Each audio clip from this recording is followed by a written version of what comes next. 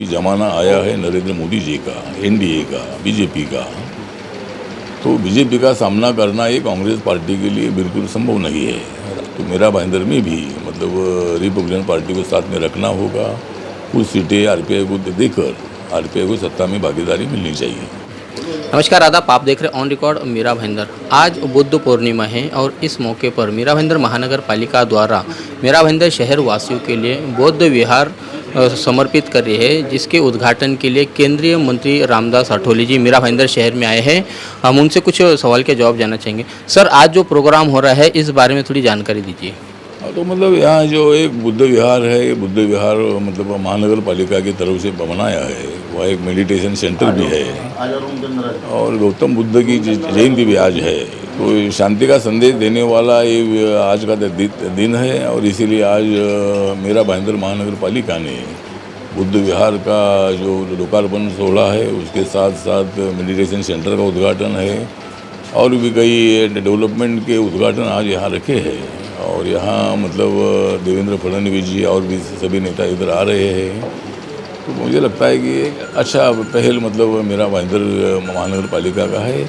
मेरा भाईंदर महानगर पालिका ने बुद्ध विहार मेडिटेशन सेंटर को बनाया, इसीलिए हम उनका आभार व्यक्त करते हैं। अठौले साहब, अभी जो कांग्रेस पार्टी का एक चिंतन बैठक चल रही थी जयपुर में, उसको कैसा आप देखते हैं कि कांग्रेस पार्टी की जो चिंतन बैठक चल रही है उसमें क्या मुद्दे होना चाहिए थे और किस तरह से उनको अभी आगे काम करना होगा, कैसा आप उसे देखते हैं? मुझे लगता है कि कांग्रेस पार्टी जो है, कांग्रेस पार्टी अभी एक ज़माना था कांग्रेस पार्टी का, लेकिन अभी ज़माना आया है नरेंद्र मोदी जी का, एनडीए का, बीजेपी का।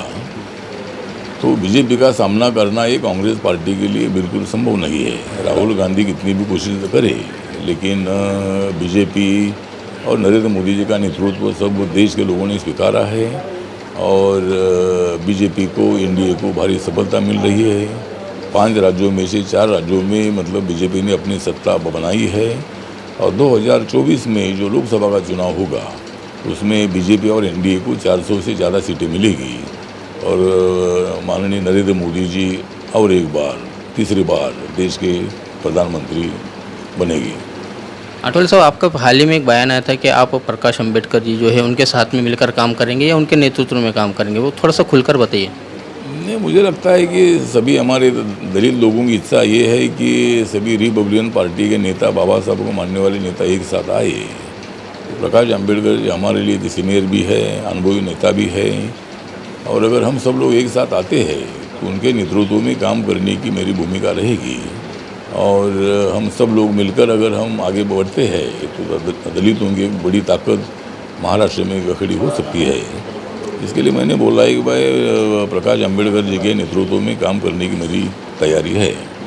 अठौले साहब, अभी जो हाल में जो सिनेरियो चल रहा है पूरे मेरा आप महाराष्ट्र में के पूर्व मुख्यमंत्री देवेंद्र फडणवीस अभी एक उत्तर सभा ऐसा जो कि उन्होंने कल ही में लिया था, उन्होंने जवाब दिया था उद्धव ठाकरे जी की जो सभा थी उसके ऊपर। तो ये जो सिनेरियो जो चल रहा है तो इसे कैसा आप देखते हैं कि पहले मतलब एक दूसरे पर टीका टिप्पणी, आरोप प्रत्यारोप, इसमें विकास कहाँ पर चलेगा, इसमें महंगाई पर कंट्रोल जो वो कहाँ पर चलेगा, ये कैसा आप इसे देखते हैं? मुझे लगता है कि जो महाविकास आघाड़ी सरकार है इन्होंने विकास की तरफ ध्यान देना चाहिए, ना कि ये आरोप प्रत्यारोपों की तरफ ज़्यादा ध्यान देना चाहिए।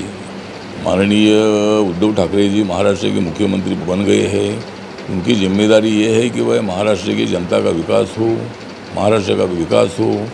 ज़्यादा जो भी कुछ बातें होती रहती है उसमें सत्ताधारी पार्टी ने ज़्यादा ध्यान ना देते हुए उन्होंने विकास की तरफ ध्यान देना चाहिए।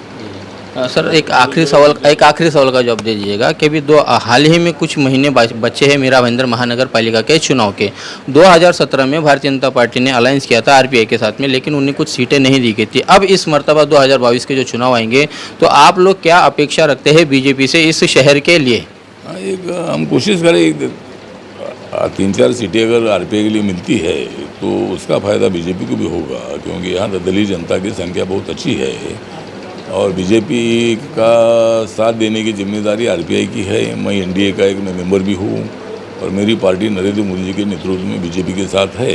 तो मुझे लगता है कि यहाँ महाराष्ट्र में भी देवेंद्र फडणवीस जी के नेतृत्व में रिपब्लिकन पार्टी जगह जगह पर बीजेपी के साथ है। तो मेरा भाईंदर में भी मतलब रिपब्लिकन पार्टी को साथ में रखना होगा। कुछ सीटें आरपीआई को देकर आरपीआई को सत्ता में भागीदारी मिलनी चाहिए।